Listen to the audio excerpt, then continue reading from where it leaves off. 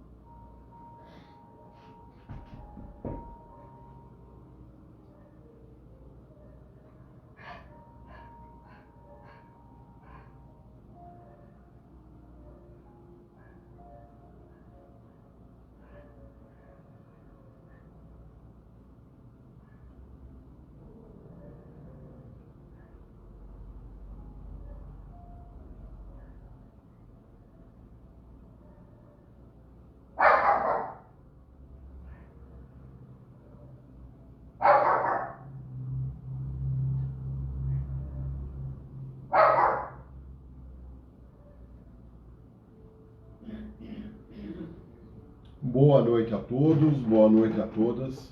Estamos dando início ao nosso momento de oração e meditação dentro deste tempo que chamamos tempo da transição, tempo da reflexão. Hoje, sexta-feira, conforme anunciamos na nossa preleção, é quando nós teremos a oportunidade de estarmos interagindo com a corrente médica espiritual. São espíritos guardiões que trabalham na seara do Cristo e vêm ao nosso encontro para, principalmente, agir no nosso corpo original, no nosso espírito, onde estão armazenadas todas as nossas ações e todas as vidas que já tivemos. Muitas das patologias que apresentamos estão ligadas a resgates, como se fossem sementes que deixamos na nossa caminhada e um dia elas germinam. E nós temos a colheita. É assim que a vida funciona. Semeia-se, colhe-se. Temos a opção de escolher a semeadura, mas a colheita é compulsória. Ela é obrigatória. Por isso, quando recebemos a visita de Jesus, que vestiu um corpo de carne tal qual o nosso, que aqui esteve para nos trazer um alento, para nos deixar um farol que nos guiaria na noite tempestuosa para que encontrássemos o porto seguro, para que encontrássemos a felicidade. E ele nos deixou um único mandamento, único. Ama a Deus sobre todas as coisas, quer dizer, honre ao todo, ao cosmo, ao infinito, ao Criador, porque somos todos um. E faça ao próximo aquilo que você gostaria fosse feito para você.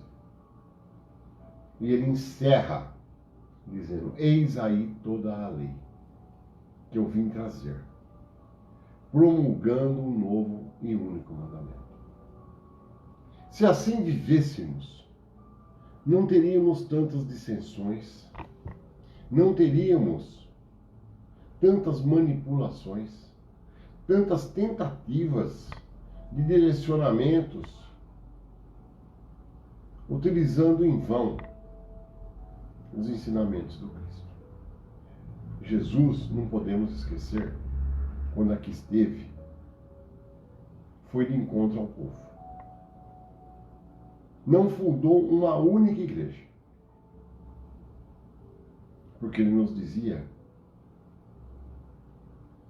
que a igreja dele era onde estava todo mundo, onde nós vivemos, no nosso dia a dia. Não sejamos hipócritas de professarmos a nossa fé, seja ela qual for, mas terminado esse exercício de oração, nos transformarmos como os fariseus, que iam lá orar com seus trajes cravejados de pedras preciosas, bordados com fios de ouro, seguindo todos os rituais que a filosofia judaica pedia, dos banhos, do lavar as mãos, da pureza, mas que saindo de lá, do seu culto, do seu momento, tornavam-se déspotas.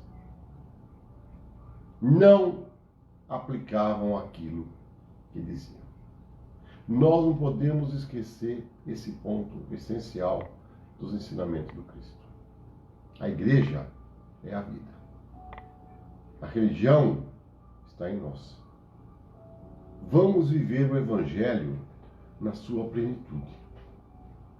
E ele tem um único verbo. É o amar.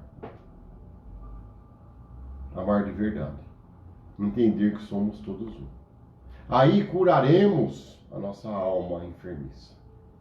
E, consequentemente, curaremos as nossas enfermidades. Porque a vida é eterna. A vida continua.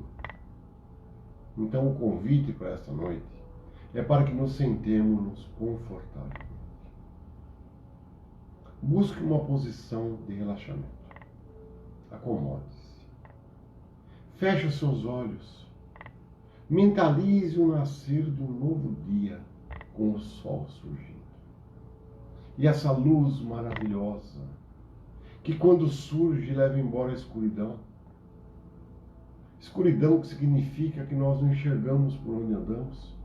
Com a luz, não. Podemos escolher os caminhos. Podemos ver as belezas que nos cercam. Podemos ver os vales, as montanhas, os riachos, o oceano. Podemos ver, inclusive, com a presença da luz, o infinito, olhando para o céu. E assim, inspire profundamente. Vamos acalmar as nossas mentes,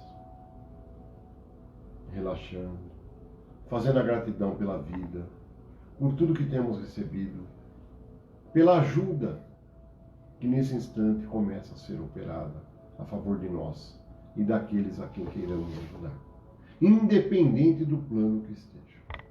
E para nos ajudar, nós vamos trazer a leitura desse livro Jesus no Lar, um capítulo.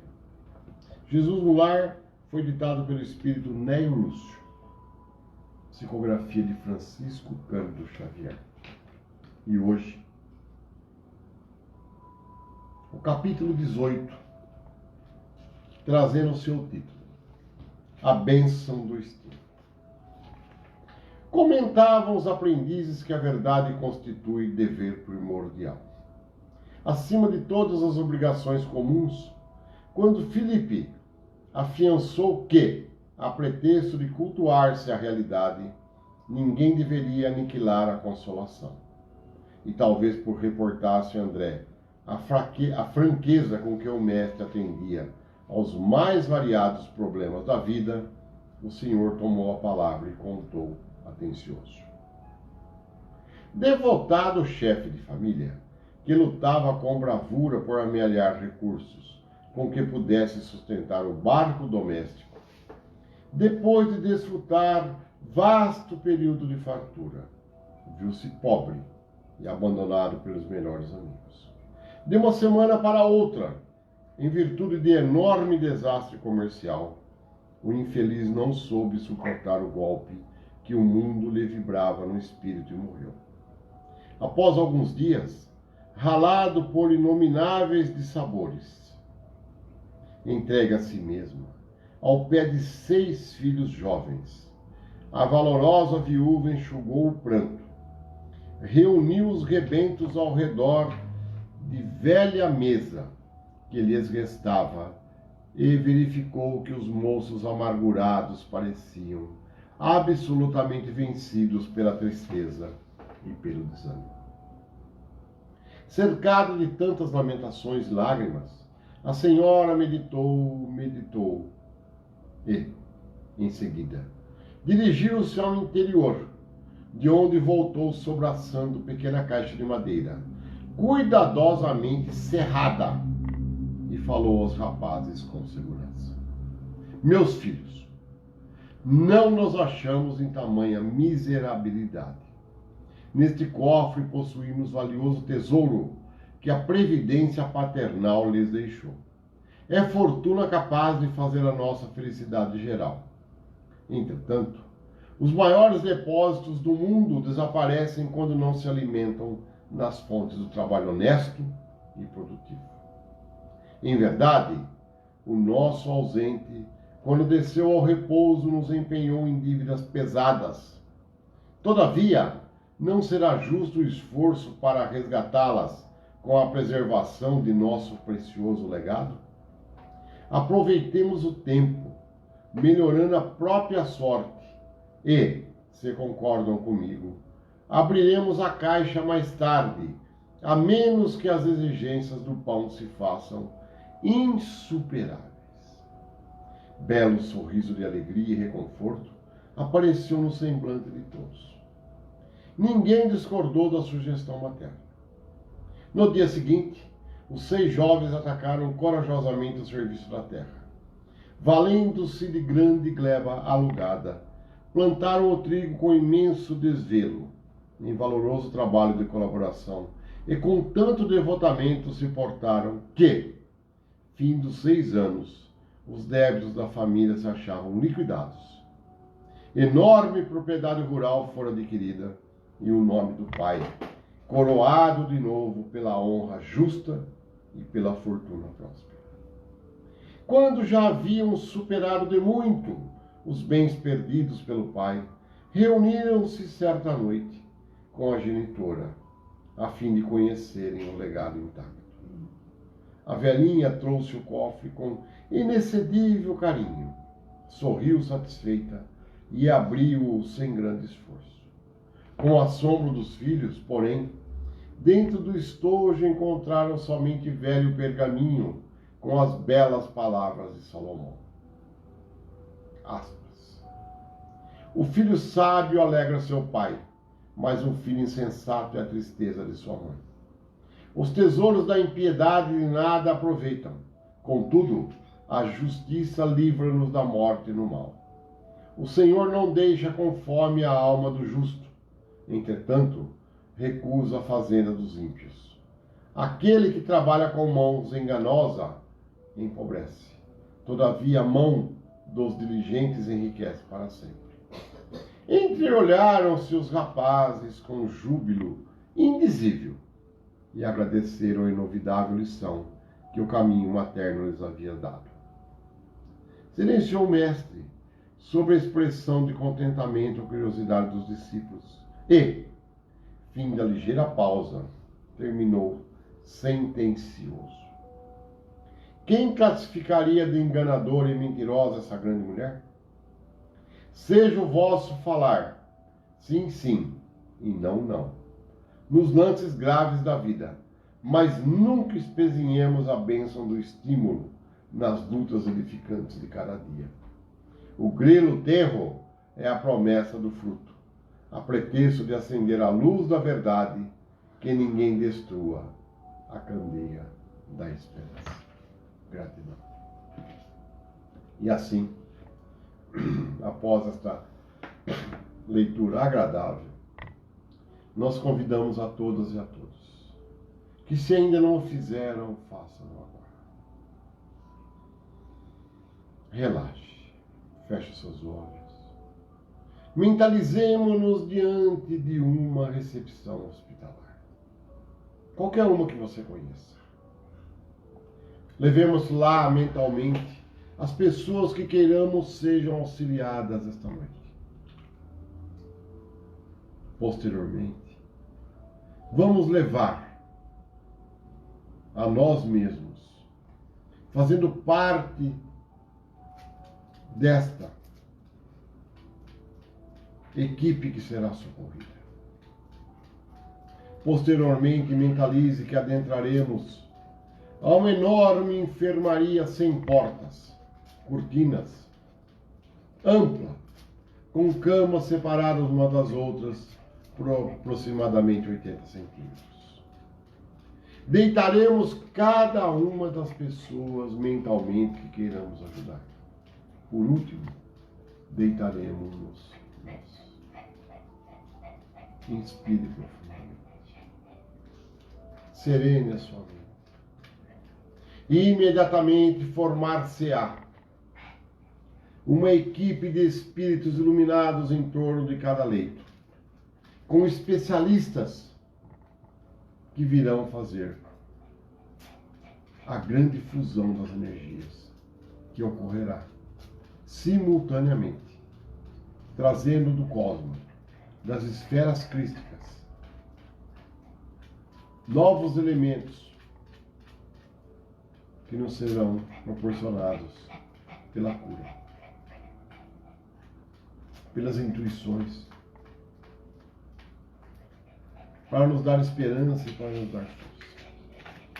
E assim, inspirando profundamente, nós vamos a Ti, Senhor, humildemente te solicitar que estejas em nossos corações, em nossas vidas, em nossas almas, perdão pelo nosso passado, pelos erros, que saibamos diante de sermos tão falhos, não julgarmos, darmos as mãos e seguindo os seus conceitos e preceitos, seguirmos em frente, saindo a semear a boa semente por onde quer que passemos. Gratidão, Senhor, porque você já me curou, você já me ajudou, a mim e a aqueles a quem mentalizei. E nesse instante, juntos, façamos a prece que nos ensinaste. Pai nosso que estais nos céus, santificado seja o vosso nome. Venha a nós o vosso reino. Seja feita a vossa vontade, assim na terra como no céu. O pão nosso de cada dia nos dai hoje. Perdoai as nossas ofensas, assim como nós perdoamos a quem nos tem ofendido. E não nos deixeis cair em tentação, mas livrai-nos, Senhor, de todo mal. Pois vosso é o reino, o poder e a glória para todos sempre. Gratidão, gratidão, gratidão. Que assim seja. E em nome da luz, em nome do amor, a nós que colocamos as águas já estão fluidificadas. A sugestão é que tomemos essa água logo após esse encerramento.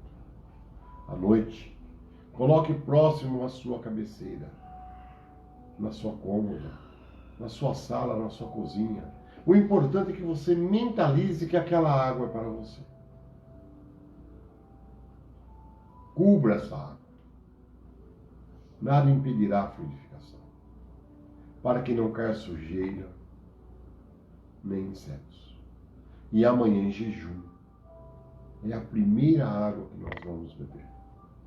Sempre gostamos de lembrar que se tomamos algum medicamento, tome junto com esta água. E assim, unidos em nome de Jesus, nesta noite de luz, a corrente nos visitará, concluindo esse atendimento que foi iniciado nesse humilde momento de oração e reflexão. E assim, teremos a cura ao nosso lado. E também aqueles a quem mentalizamos também a receberão. Que assim seja. Graças a Deus. E humildemente, em nome de Jesus, em nome da luz, na próxima semana, aqui estaremos, com a permissão da corrente, do Mestre, na próxima sexta-feira, dia 27, que será a cirurgia médica e espiritual, aquela realizada sempre na última sexta-feira de cada mês.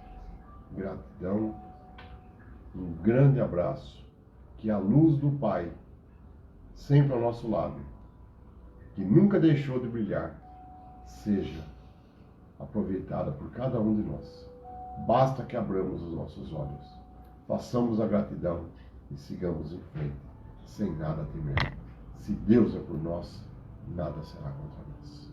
Gratidão, gratidão, gratidão. Amém. Um abraço.